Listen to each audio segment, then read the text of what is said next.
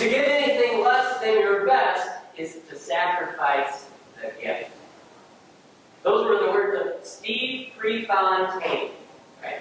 A track star for the University of Oregon, who continues to live in runner lore. He was known for his gutsy races in the 70s.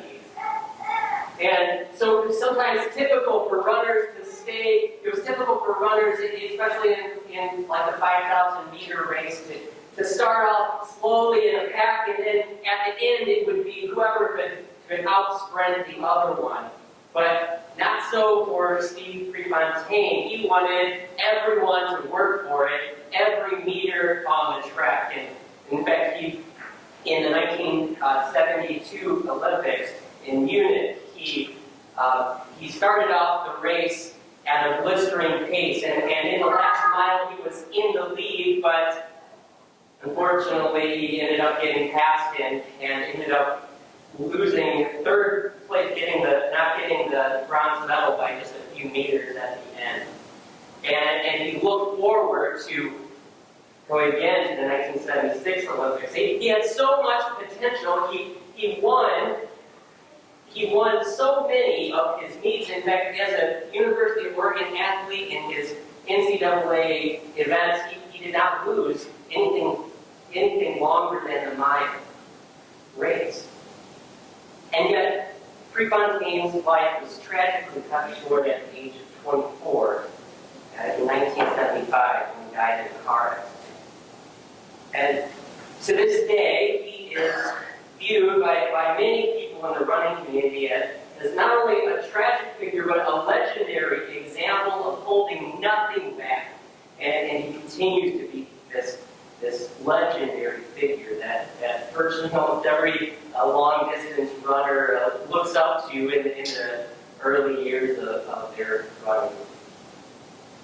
Now, you will no doubt find that behind every athlete like a Steve Prefontaine is an insatiable drive that makes them train harder than anyone else. It's this insatiable, tireless, mental doggedness and focus, revealing to us that athletics is not just about our physical ability all the time, but it's also our mental ability, our mental focus. As the great Yogi Berra said, baseball is 90% mental, the other half is physical.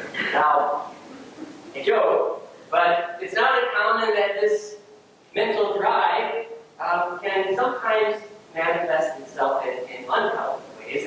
And it's no wonder that in more recent times we have seen the rise of sports psychologists whose stated goal is to help athletes work in healthy ways on this mental side of sports. But before you think that this is just about athletics, see that this is a metaphor for anything that you do in your life. So here's the question: what is your drive? What gets you up in the morning? Why is it that you stepped out the door and came here to church this morning? Why do you get up and go to work and meet deadlines and do your daily chores? When hardship comes, what is the drive that gets you to push through? Why do you keep doing the daily grind? What is your drive?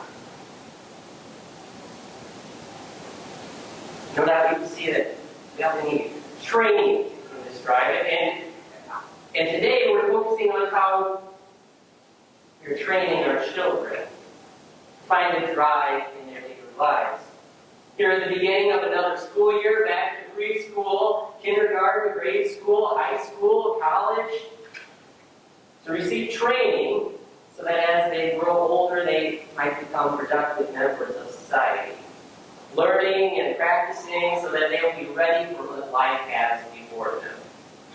And today we have a Rally Day, the beginning of another year of Sunday school, where children are receiving training in the Christian life, so that they might persevere to the end in the faith. Again, a part of this training takes place here, but the training also takes place at home, too. Being trained in the Christian faith. Being trained up so that they will not depart from the faith when they become adults. How do we train them? Not only leading up to confirmation, but every year after. Where's the drive? What do you focus on? What keeps you in the faith that has been handed down to you? Well, the author of the book to Hebrews says it in one of the greatest sports metaphors in all of Scripture. Let's read that again in chapter 12, verses 1 and 2. Therefore, since we are surrounded by so great a cloud of witnesses, let us also lay aside every weight and sin which clings so closely, and let us run with endurance the race that is set before us, looking to Jesus, the founder and perfecter of our faith, who for the joy that was set before him endured the cross, despising the shame, and is seated at the right hand of the throne of God. Okay, the author, Hebrews, gives us this picture of this running race in a stadium.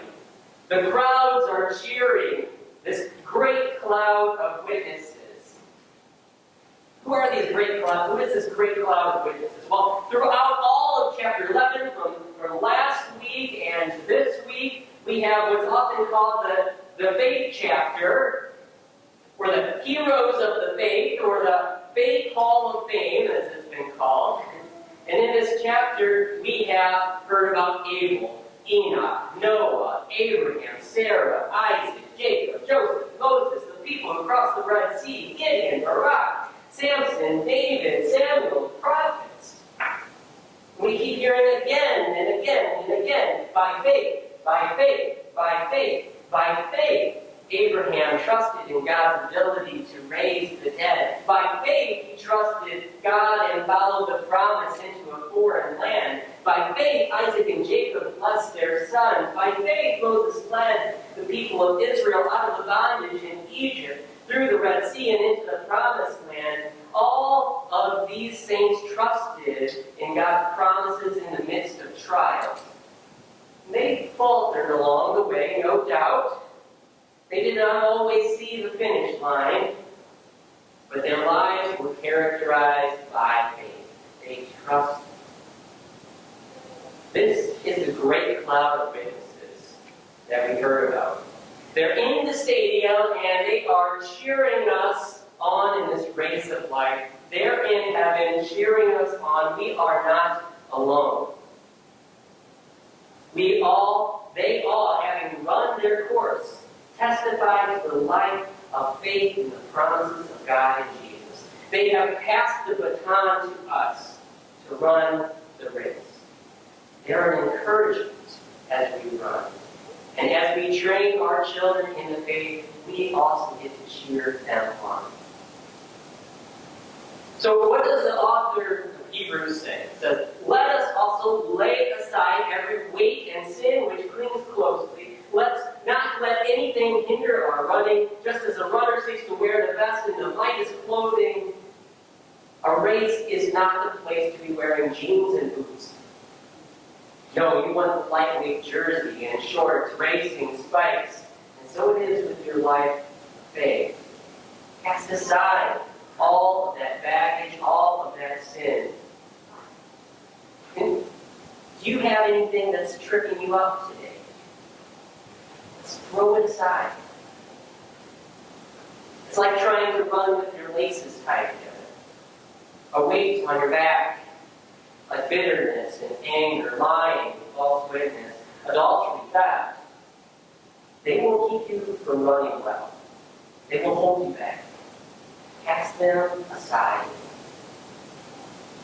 But it's so hard to let go of that past sin, that thing that we are drawn to and hinders us. How can we just drop these things? No amount of self-drive will help you to let go.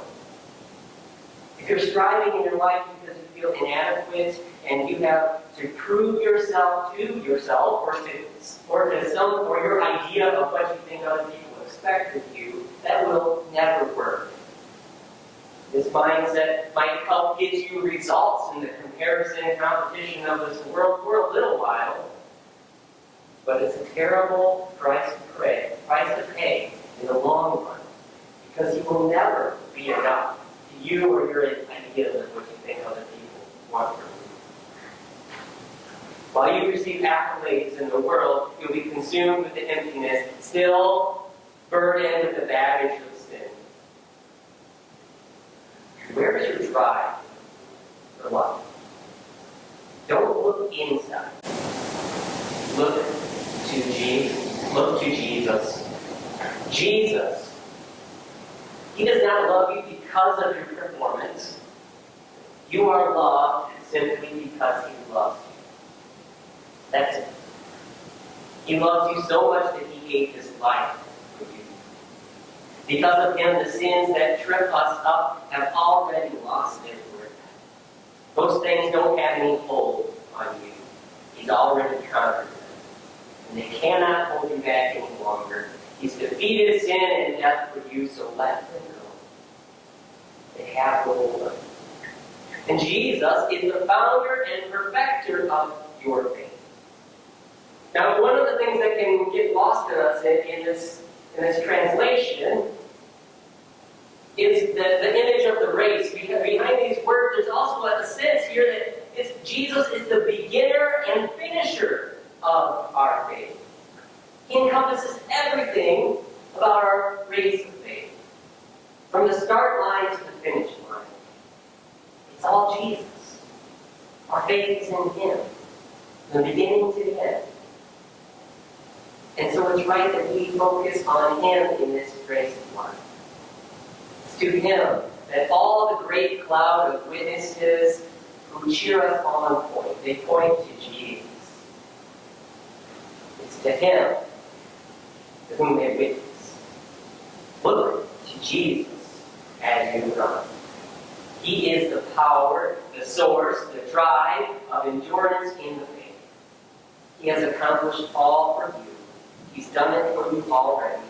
For the joy that was set before Him, He endured the cross, despising the shame. As you run, you will no doubt see that you get tripped up.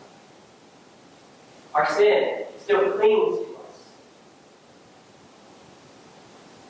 But remember that Jesus is the only one who has run the perfect race. From the moment that He set foot on this earth, He has run flawlessly and without sin. He endured the pain of the broken world that ridiculed Him. They taunted and jeered. But He ran on. All the way down the path that led to the cross. And He kept His sights on the joy, the life beyond the cross, the resurrection. He kept His sights on the joy of having you and me as His people redeemed by His blood. That's why He pushed through the pain and the suffering of the cross. It was all for you. And He did not let up all the way to the finish line, giving His all. And you are baptized into Him. And all that He's accomplished, you have been forgiven in Him. You have new life in Jesus. As Paul says in Ephesians 6, you have been also given as shoes for your feet, the readiness of the peace of the gospel. So let's run. You've got beautiful feet to carry the gospel to others, to pass the baton of the faith to the next generation. Out there in the field, as you encounter people, as you are being trained in this place by the Word of God, let's leave everything out there on it as we serve Him. No matter what opposition we face, let us run with endurance. The Lord has given us bodies, minds, hearts, talents, resources in order to be put to use so that He might be proclaimed to all the nations. Again, Steve Prefontaine is right in one sense. To give anything less than your best is to sacrifice the gift. But never forget that your Lord has sacrificed his best in order to give you the gift. He sacrificed his very life so that you have forgiveness and life in him forever.